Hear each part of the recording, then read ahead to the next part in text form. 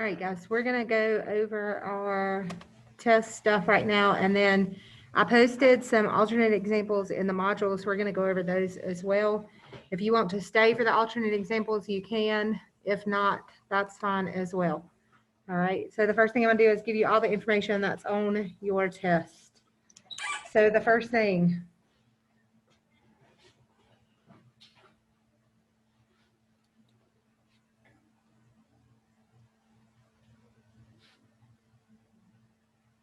is density curves.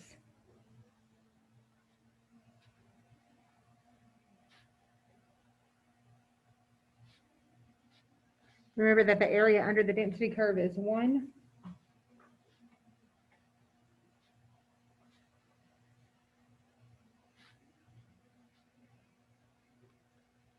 It has to be on or above the x-axis.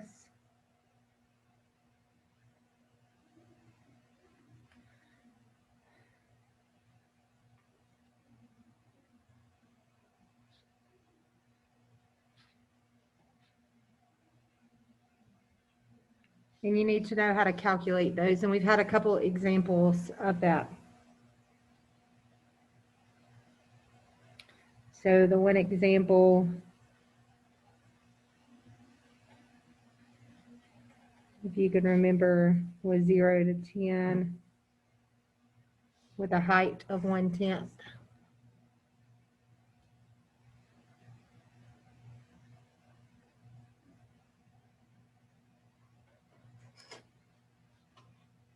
Okay. And you had to find the area, and the area was 1.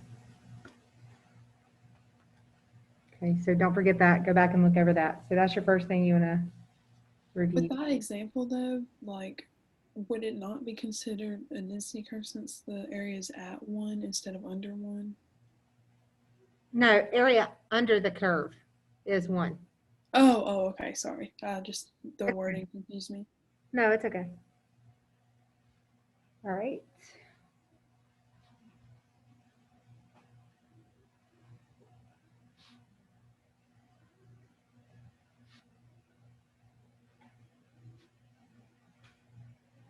Accumulated relative frequency graph.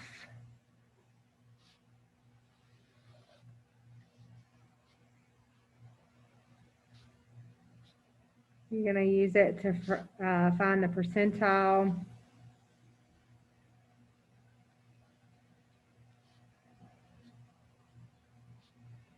You're going to use it to find the IQR. We have an example in the alternate examples that I've posted. You guys can do those on a separate sheet of paper. It's not a big deal. Okay.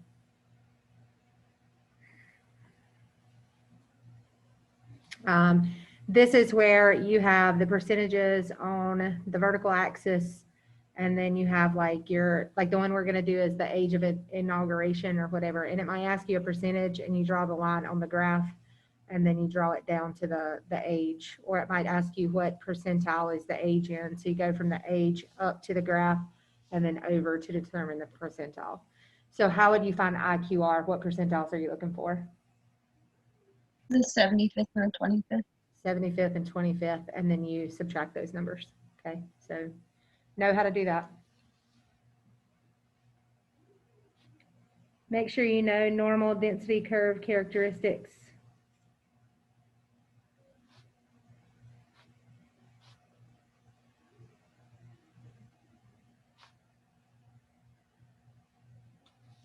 So just go back and review that. And I know I said the area is under 1, on or above the axis, but any kind of work with density curves, go back and review that. You need to be able to find proportions.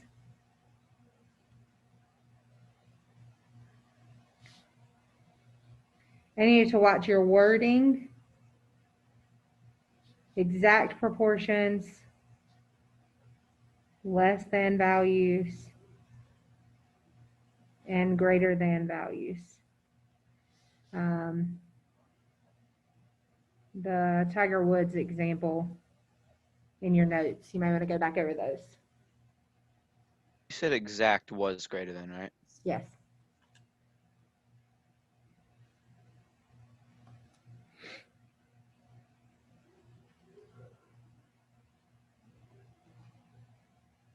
using the Z-score formula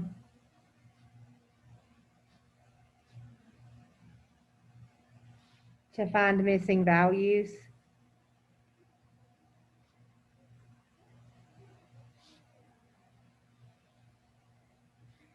So for example, they give you the actual Z-score is like 1.96. They give you the observed is 30. You don't know the mean, but you know the standard deviation is 4.2. And you would have to find the mean. This is completely made up. I don't even know if it works or whatever. Just trying to give you a visual of what I'm talking about. So you might have to find the mean. You might have to find the standard deviation, or you might have to find the observed value. They also may not give you the Z-score. They may give you the percent. So you need to be able to take a percent and turn it into a Z-score. And how do you do that? If they gave you like 2.5%. You find the closest decimal value on the chart. Or how do you do it in your calculator? Not inverse norm. Inverse norm flips it back, okay? So if they give you the area, you do inverse norm. If they give you the other, you're gonna look. Yep. You can do, Rachel, you are absolutely right, okay? So you can do it in the chart or you can do it on your calculator. Calculator just gives you more exact values. You need to be able to find. And you said like if it's on the chart, like on the test, we need to do it on the chart because it won't match the calculator. Yeah, if it tells you to use table A, use table A. Find percentiles. So again, that's still using that formula. You just need to be able to find like the 90th percentile, the 60th percentile, whatever. I'm gonna have to turn my page. Is everybody good with all this? Yes, we're okay. All right.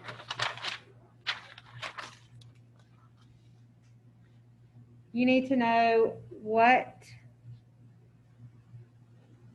does or doesn't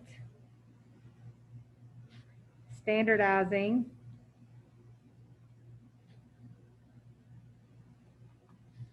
affect. Does it affect the shape? Does it affect the center? Does it affect the spread? What does it affect? What does it change? I've already put this on there one time, but doing it again to let you know you're going to see it multiple times. So that means it's probably occurring in your multiple choice and your free response. Density curve calculations.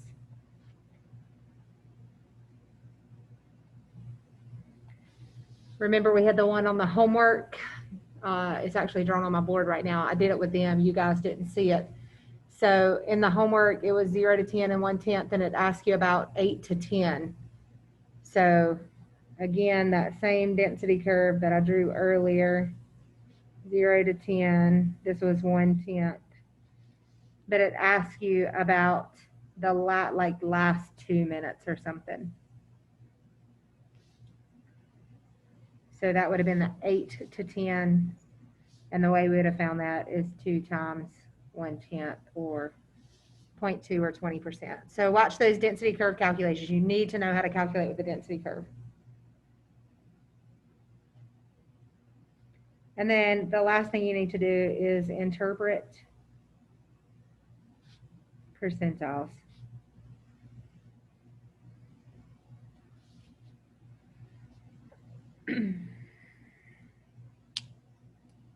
You need to be able to interpret percentiles. So again, what does it mean to be in the 90th percentile? 90% of the data values are underneath that particular observation. Perfect. 90% are underneath that particular observation. That's a good definition. All right.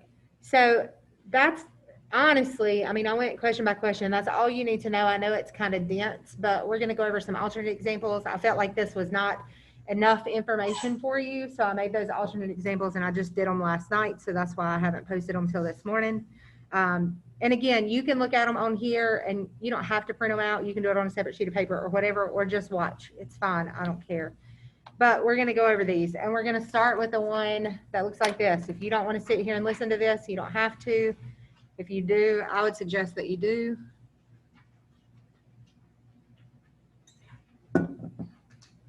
And sorry, your packet's out of order. Your online, it's not out of order. I did fix it. Well, I think I did. I'm pretty sure I did. So I apologize, but the paper copy's out of order.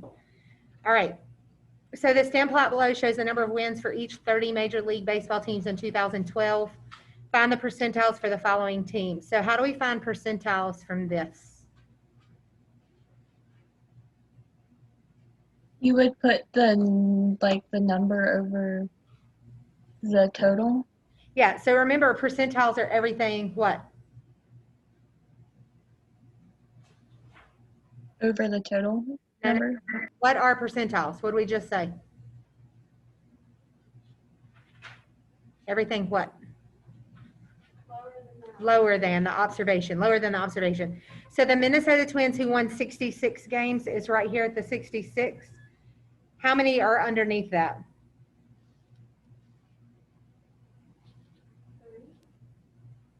Mm-hmm.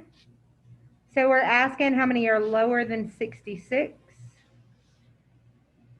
There are 3 out of how many games total? Or how many wins? Sorry, how many total teams? How many data points? 30. 30. What does that give you?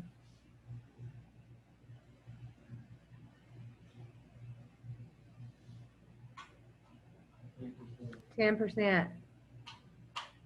So find the percentile, it's the 10th percentile. Is everybody good? The Washington Nationals who won 98 games.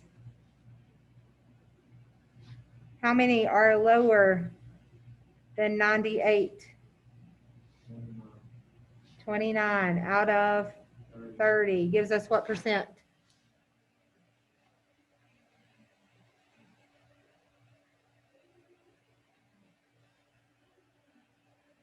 $96. Point. 6. They rounded it to 97. I would rather have the 96.67 or whatever you have, okay? I don't care either way. I would rather have the decimal though. I don't like you rounding to a whole number. Part C, the Texas Rangers and Baltimore Orioles who both won 93 games.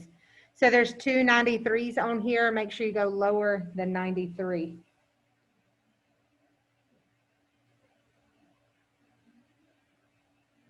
You can also count up. There's 2 93s, 3, 4, 5, 6, 7, 8 out of 30 or higher. So how many would be lower? 22. Yes. Why'd you question that? I just didn't know if I counted right. Okay. So again, it's your value that you're looking for and anything above. So 2 93s, 3 94s, a 95, a 97, 98. That makes 8 total values, 93 or above. And then I'm going to subtract that and get 22 out of 30. What is that?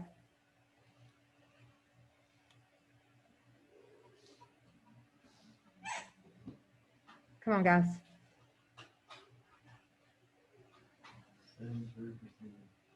73rd percentile. Any questions on how to find that? Everybody okay? All right. So use the cumulative relative frequency graph for the state. I've changed it. You couldn't read it. So just put age data to answer each question. At what percentile is a president with a median age of 55? So the way that you find this is you go to 55 and you go up on the graph as vertical as you can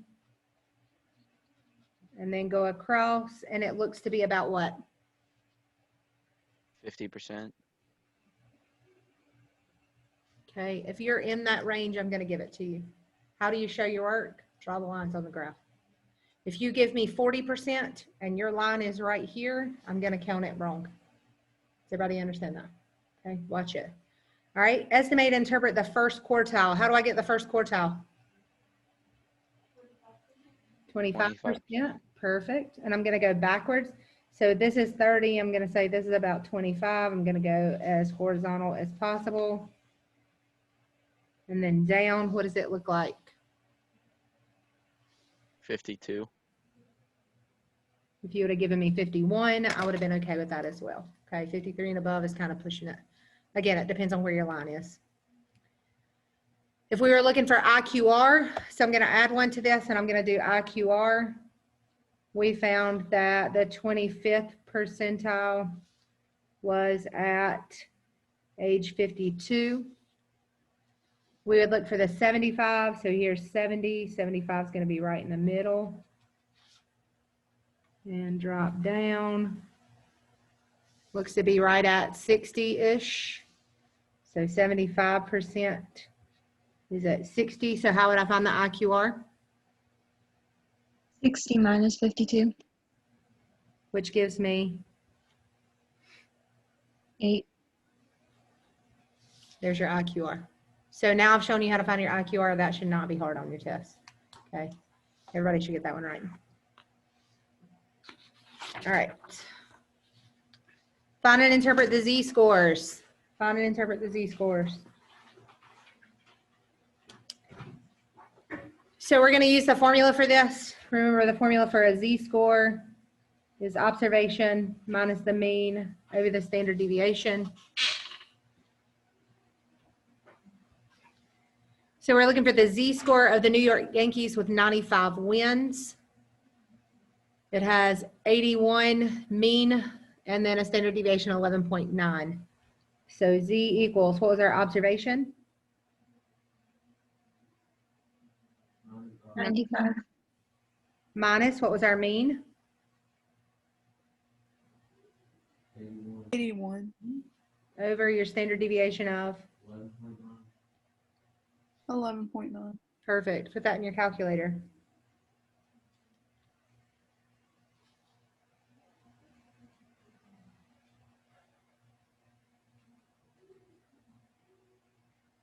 What do we get? Okay, now look at this. This is the part everybody forgets on the free response. It says interpret it. What does this mean? 1.18. Remember how we were drawing it. What does it mean? Oh, the Yankees are 1.118 standard deviations above the mean.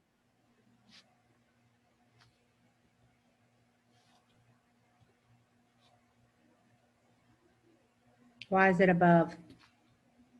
Because it's a positive number.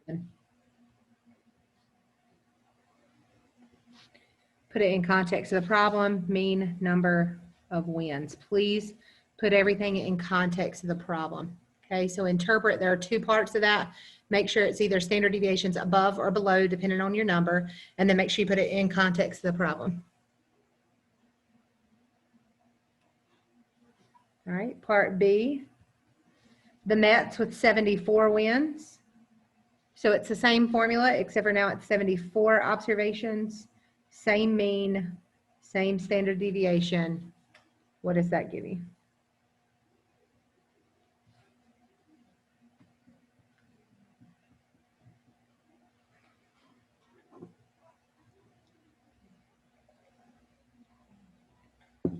Nobody knows? What's it give you?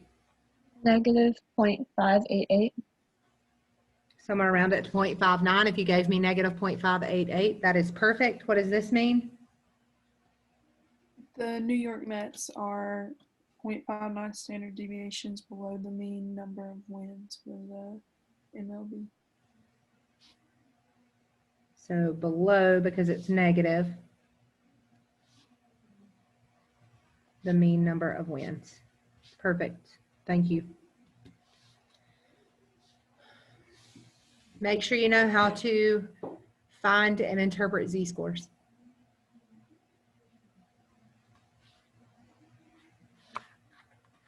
Everybody good? Perfect.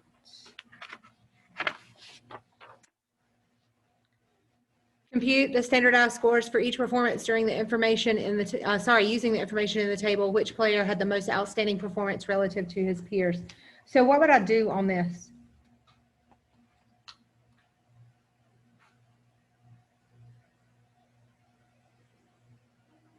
What would I do on this? So if I'm talking about Babe Ruth, how would I find his Z-score? 60 minus 7.2 over 9.7. Everybody good? I'm going to go ahead and tell you that's 5.44. What does that mean?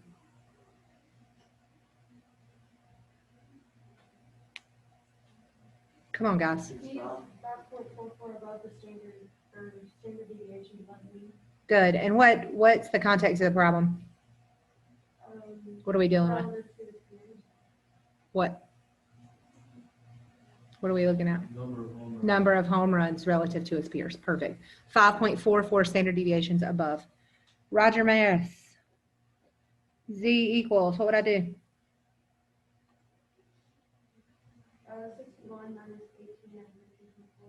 18.8, make sure you get that all in there, and 13.4, I will go ahead and tell you that's 3.16. So he was only 3.16 above. That's pretty good. I say only, but how does he compare to Babe Ruth?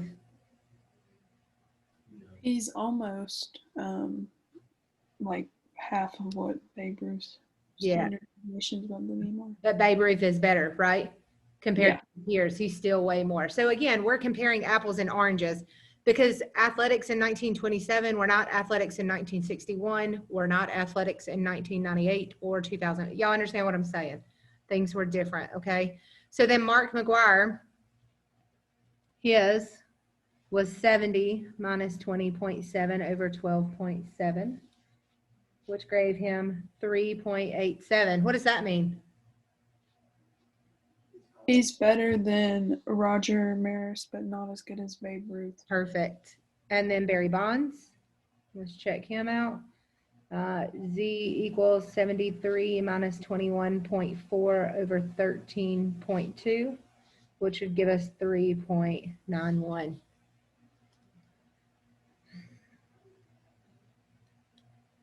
What's that mean? He's better than Roger Maris and Mark McGuire, but still not as good as Babe Ruth. So if they ever ask you to interpret the data or to choose one, that's exactly what you're going to have to do. You're going to have to standardize them and then see which one is better. Because again, standardizing helps you compare apples to oranges. Okay. All right. Any questions on that one? So when we interpret, we don't have to say something certain, just like something, it could be anything about the data Well, this or about. the question says which player had the most outstanding performance relative to his peers. Babe Ruth Oh, is okay. the answer because he's 5.44 standard deviations above the mean, where everybody else is only in the 30s. We need to write that down, or could we just put Babe Ruth? Like, does our work show that? No, you always need to give explanation. Welcome to Okay. that. Yeah, it's crazy. All right. But you're not gonna say anything wrong when you see this. This is the data and calculations that support the statement that you make. All right. 96. In 2010, taxi cabs in New York City charged an initial fee of $2.50 plus 2 per mile. In the equation form, fare equals $2.50 plus 2 times miles. At the end of a month, the businessman collects all his taxi cab receipts and calculates some numerical summaries. The mean fare he paid was $15.45 with a standard deviation of 10.20. What are the mean and standard deviation of lengths of the cab ride in miles? How do you do that?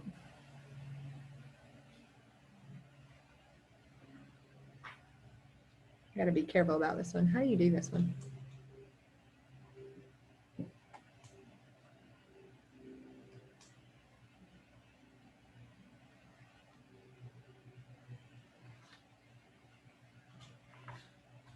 This one, sorry, hold on. This one kind of makes you think back, okay? Don't forget about plugging into equations. What? What? Would you subtract the 250 from the mean and divide by the He said, would I subtract 250 and divide by the 2? Now, here's what he's doing. Okay, so we have the fare equals 250 plus 2 times miles. You are not incorrect, okay? So just hear it out. So what he's doing is solving for miles because that's what we want. So we're going to do the fair minus 250. That's where he gets that.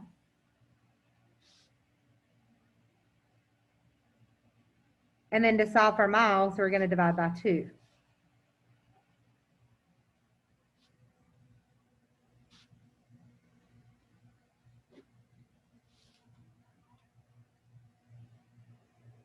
All right, but we need to be careful because think back to our equations from last unit. Think back to what changes and what doesn't. What is affected by multiply? What's affected by add? Okay, so mean. What is mean affected by? Division and multiplication. Is that it? And I think if- it's subtracting too. What about standard deviation?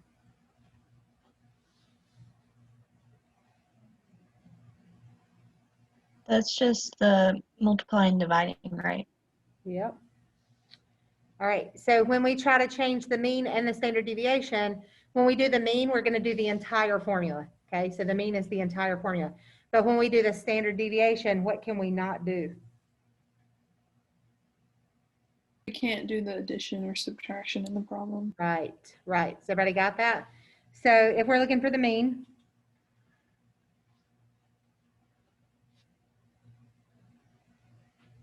what was our fair?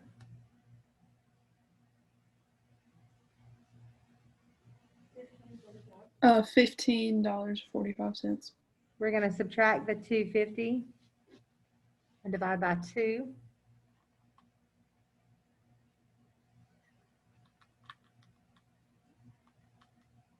What do we get?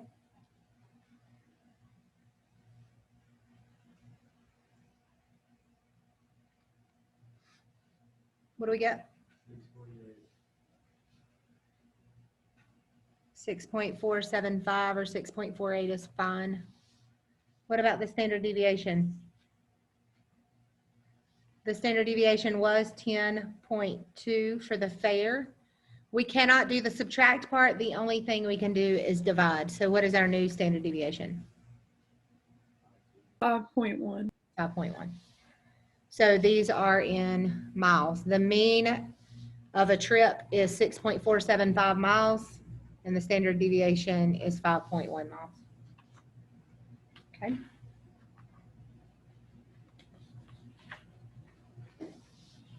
All right, so that's all of 2.1 reviewed. And then we jump to 2.2. And I know this says in the previous problem, but there's no information that we need from the previous problem. It's all in there. All right. Major League Baseball players, the mean 432 batting averages was .261 with a standard deviation of .034.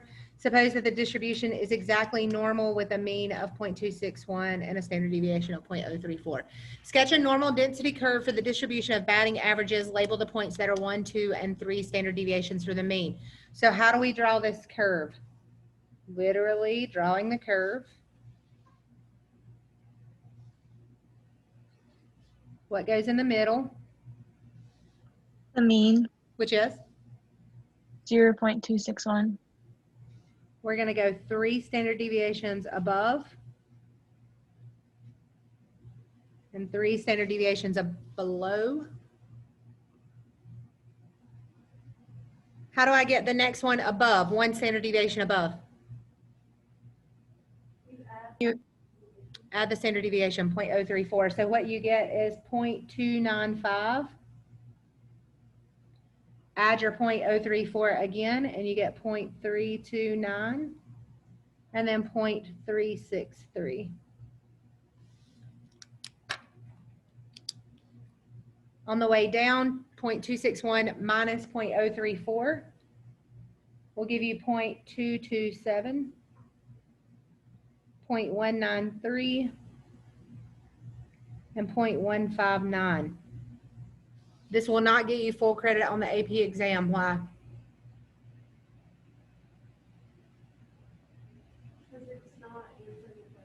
No, it's answering it. I didn't label it. I labeled the points, but what did I not label? So what is this? What's this dealing with? What's this, the mean instead of batting The averages? distribution of batting averages. Yeah, just batting averages. So just make sure that you label it. What percent of the batting averages are above 0.329? 0.329. So we're going above 0.329.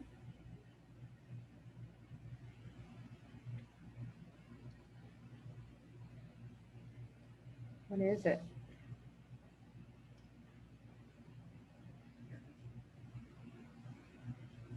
How do you find this?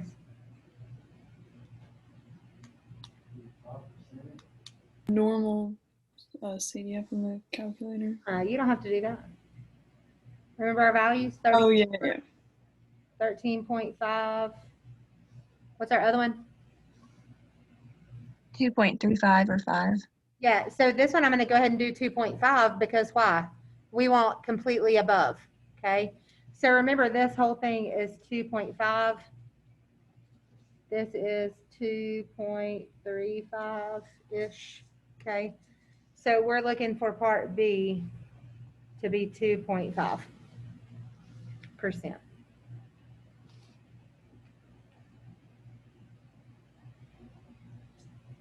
I'm confused on what you just done. Remember your percentages, 34 is in here, then 13.5. It said what percent of the batting averages are above 3.29? I was good until you got to the 2.35. What did you say? Right, about that? okay, so when I told you guys, you have this 2.35 right here, or the whole thing is 2.5. I typically just say that this part is 2.5, but there may be a multiple choice that doesn't have it, so you would use 2.35. It just depends. Remember your 99.7? Yes, no, maybe? Haley? What? I heard you. I'm very confused. What are you confused on? Well, I don't really know if I'm confused. So if you want the whole thing, just go ahead and use the 2.5. But if you want just that little small part, use 2.35. Yes, Okay. But we wanted the whole thing right. because it was above the 0.329, right? Yes, and this little part is 0.15, just so you know. Okay, yeah, that makes much more sense. I get it now. Okay. So then part C says what percent of the batting averages, no, part C, between 1.93, so that's here, and 0.295, that's here. We just add those up. So C is 68 plus 13.5, which is